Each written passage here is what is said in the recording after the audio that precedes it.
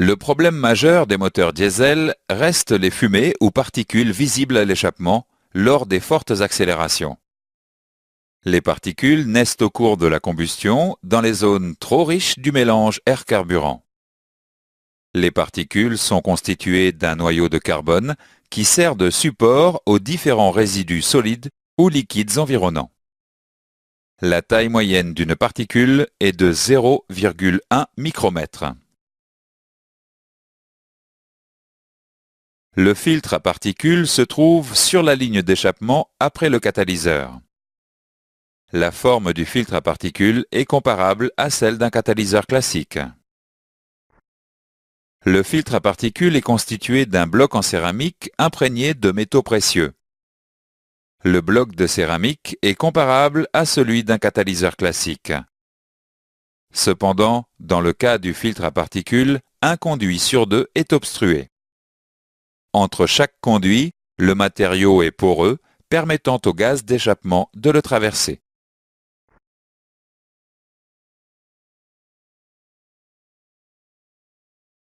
Lors du fonctionnement du moteur, les gaz d'échappement traversent le bloc de céramique. Les particules sont piégées dans les parois et au fond des conduits bouchés.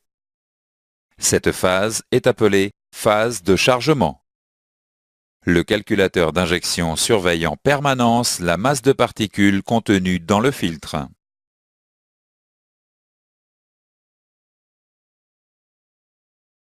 L'accumulation de particules dans le filtre oppose une résistance à la sortie des gaz d'échappement.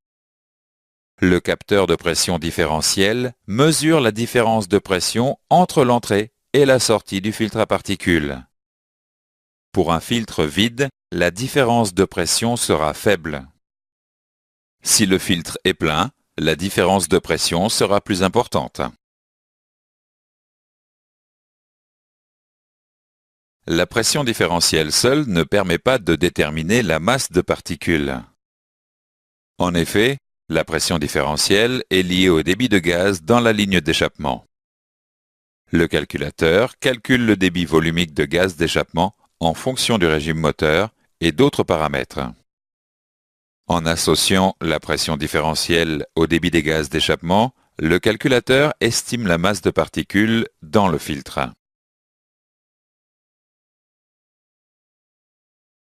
Lorsque le moteur est fortement sollicité, l'élimination des particules peut se faire naturellement. Il y a alors régénération spontanée. En cas de forte charge, la température des gaz d'échappement augmente. À partir de 350 degrés Celsius, une réaction catalytique se produit entre le dioxyde d'azote contenu dans les gaz d'échappement et le carbone des particules. Cette réaction brûle les particules stockées dans le filtre. La régénération spontanée n'intervient que lors de roulage à forte charge sur autoroute. Le calculateur d'injection dispose néanmoins de stratégies permettant la régénération du filtre lors de charges moyennes. Ces stratégies seront détaillées dans le chapitre suivant.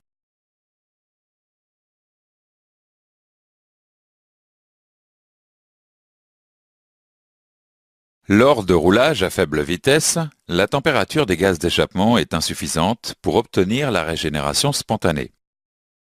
Le calculateur d'injection dispose de plusieurs stratégies permettant d'atteindre la température nécessaire à la combustion des particules.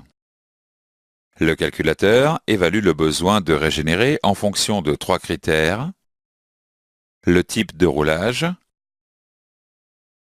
la distance parcourue depuis la dernière régénération et la masse de particules estimée dans le filtre. Lorsque le calculateur détermine qu'il devient nécessaire de régénérer le filtre à particules, il passe en mode d'injection spécifique. En fonctionnement normal, l'injection de carburant se passe en 2 temps. Une préinjection d'une faible quantité de carburant avant le point mort haut et une injection principale au niveau du point mort haut. En mode d'injection spécifique, la préinjection et l'injection principale sont décalées. Une post-injection intervient également après le point mort haut. De même, le calculateur continue d'injecter durant les phases de décélération. L'injection tardive de gazole provoque énormément d'hydrocarbures imbrûlés, HC. Ces imbrûlés sont traités dans le catalyseur d'oxydation, ce qui a pour conséquence de générer une quantité importante de chaleur.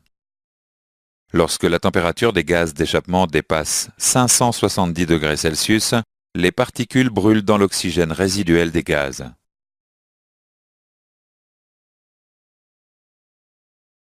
Pendant cette phase de régénération, l'EGR est désactivé.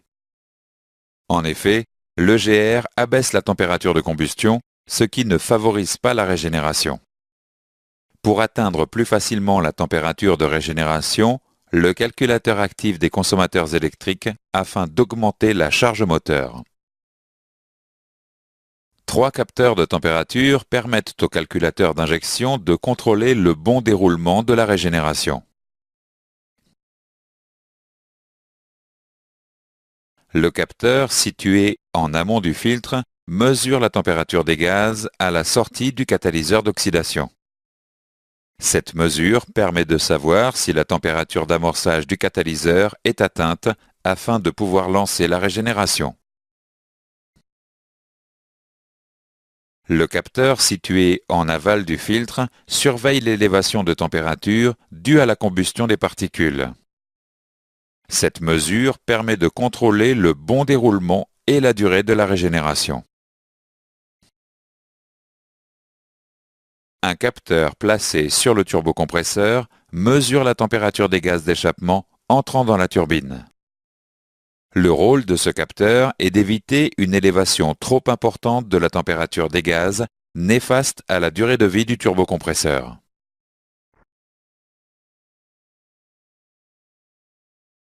Un volet d'air prend place dans le conduit d'admission.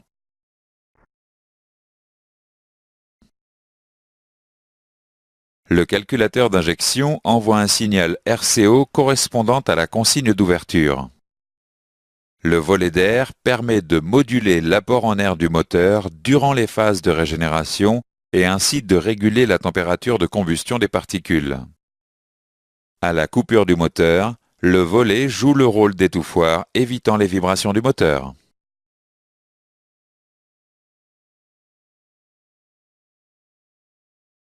Dans le cas où la régénération est impossible, le calculateur possède plusieurs stratégies successives.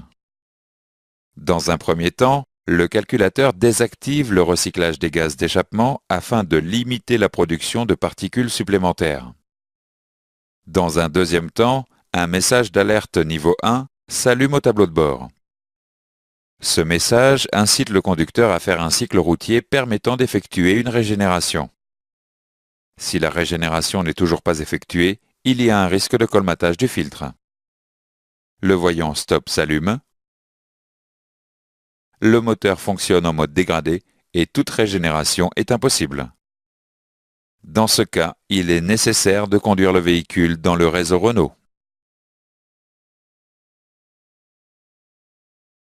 En cas d'impossibilité de régénérer le filtre à particules, il est possible d'effectuer une régénération à l'aide de l'outil de diagnostic. Cette commande permet de régénérer le filtre à particules véhicule à l'arrêt. Avant toute régénération à l'aide de l'outil de diagnostic, s'assurer impérativement que le niveau d'huile ne dépasse pas le repère maxi de la jauge. En effet, pendant l'intervention, un phénomène de dilution augmente le niveau d'huile moteur. Attention! Il est impératif d'effectuer une vidange de l'huile moteur après toute régénération en après-vente.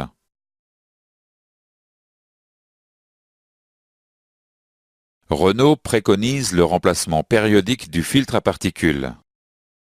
En effet, il subsiste une infime quantité de résidus incombustibles après chaque régénération colmatant petit à petit le filtre.